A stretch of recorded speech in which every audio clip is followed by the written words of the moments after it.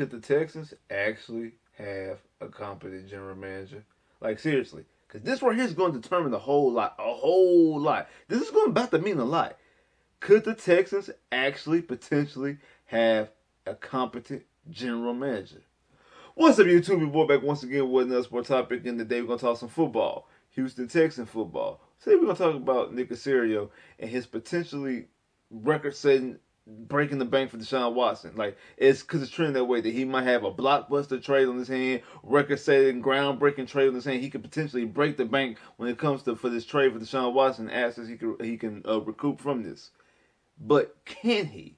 And will he? We're going to break it down. But before we do that, like I've been telling y'all in the last couple of videos, the goal is to reach 5K, 5,000 subscribers. We reach 5K, I'm doing a very special giveaway. Trust me, you don't want to miss it. We are very close, y'all. We are almost there. We are almost at 5K. And trust me, you don't want to miss it. You want to be a part of it, but the only way to be a part of it is to get the channel to 5K. So you know what you got to do. You got to like, you got to share, you got to subscribe, you got to send it to your homeboy, your homegirl, your cousin, your next door neighbor, your coworker at work, anybody who likes sports, anybody like YouTube content, anybody like sports YouTube content. I mean, come on, we right around the corner. It's free agency period right now. The draft is right around the corner. Let's get the channel to 5K. Put them on game, and let's get the channel to 5K. Share it on all social media platforms. Instagram, Twitter, Facebook, TikTok, Snapchat, if you still MySpace, whatever.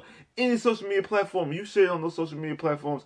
Also, follow me on social media. The link's in the description below. We're giving away 30 days free with Amazon Prime. If you sign up for Amazon Prime, you get 30 days free if you sign up. Follow me on social media. Like, share, and subscribe. Let's get this channel up to 5K so you can be part of the special giveaway. Trust me, you don't want to miss it. You want to be a part of it. So let's get the channel to 5K. Now, let's talk about Nick Casario because a lot of lackluster moves have been going around when it comes to the Houston Texans. They've been doing little nickel and diamond signs here and there. Nothing really impressive. They pretty much bringing the whole team back. The only thing really that I like the most is the Desmond King sign. I like that sign the most. I was a big advocate of Desmond King. I wanted us to sign Desmond King 2 years ago. So I'm glad that we got him last year, and I'm glad that we brought him back in a 2-year deal. That's actually going to mean something in a little bit, but the restructuring of Larry Tunsil is interesting. Very interesting. Because I thought Larry Tunsil was gone. So that's very interesting.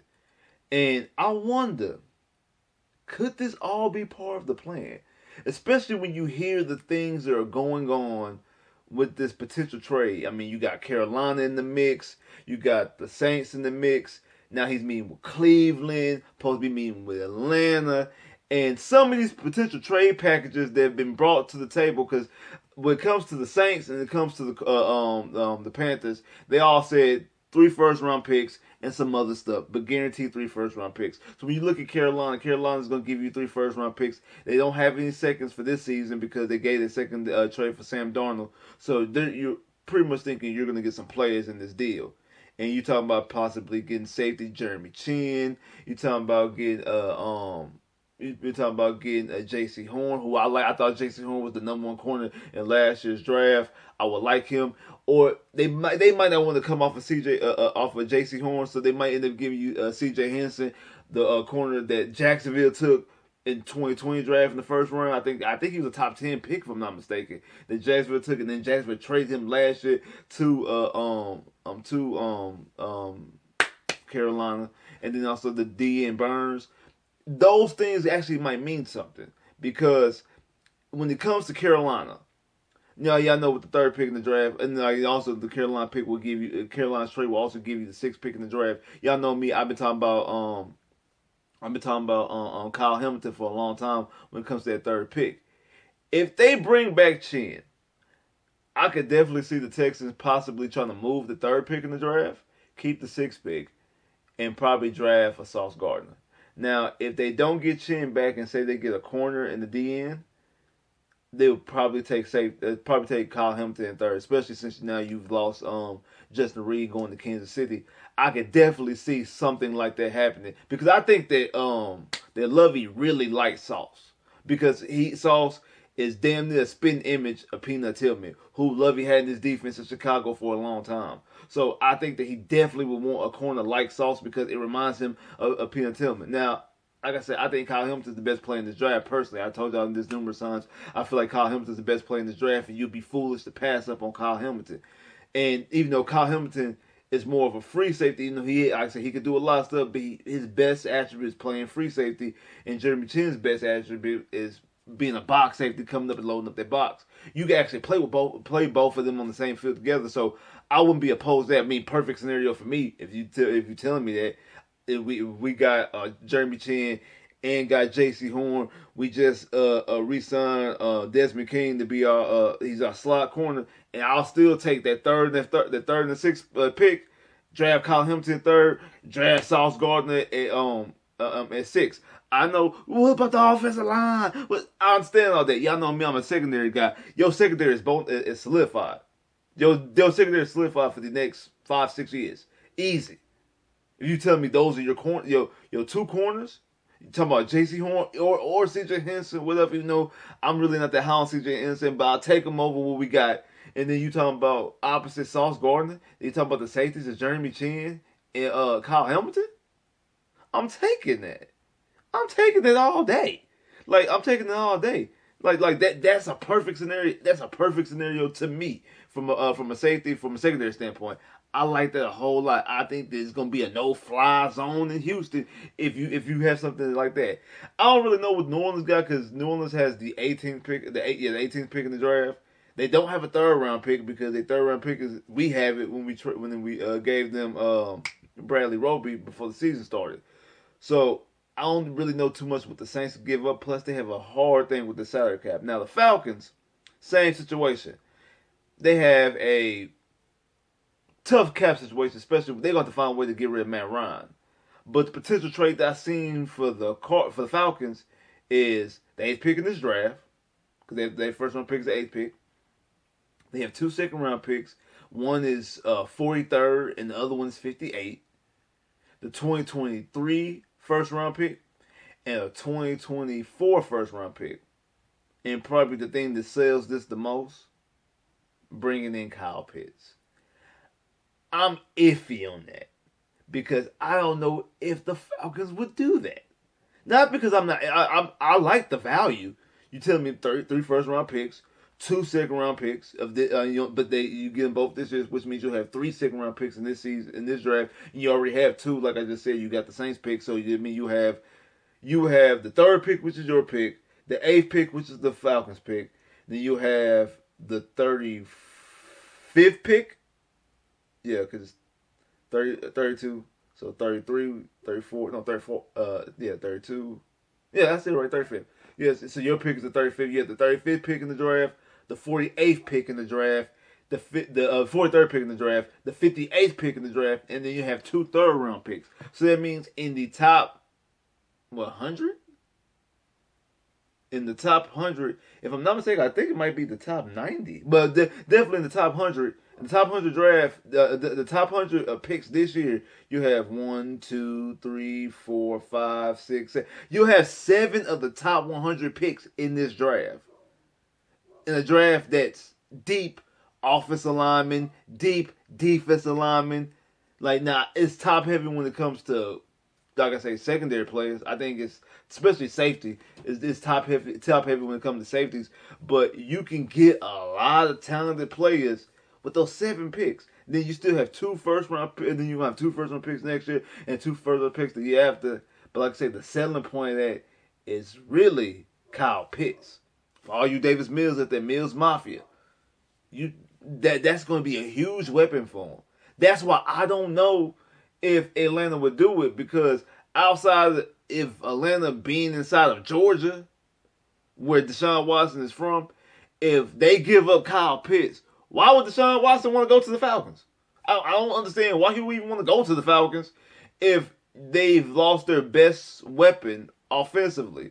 Because Ridley's it's been suspended. Yes, Ridley's been suspended for gambling. Julio Jones plays in Tennessee, so their best offensive weapon is going to be Kyle Pitts. Why would Deshaun Watson go to Atlanta if they don't have Kyle Pitts? I don't understand why. Outside of it being in Georgia, and maybe he probably grew up a Falcons fan. I know he said he was a big fan of Michael Vick. I know he's a ball boy for the Falcons. when he was a kid. So outside him just being a Falcon fan and it being being in the same state where he's from, why else would he go there? From a football standpoint, it wouldn't make no damn sense. It wouldn't. It wouldn't make no damn sense at all. But if Nick Casario can pull that off, if you can pull off a trade like that, like I told y'all before, if you want the Louis bag, you gotta pay the Louis bag prices. Like, hey, if that's what you pull off, that's what you can pull off.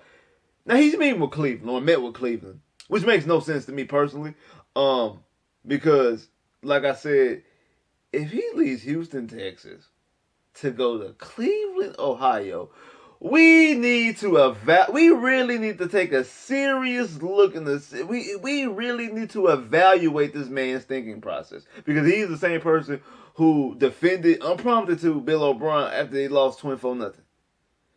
He did do that. It actually was the second time because he did it, I think, after his rookie year, and we gave him a pass there because he's a rookie quarterback. But he's done that twice. Advocate for Bill O'Brien, and then you pick Cleveland over Houston.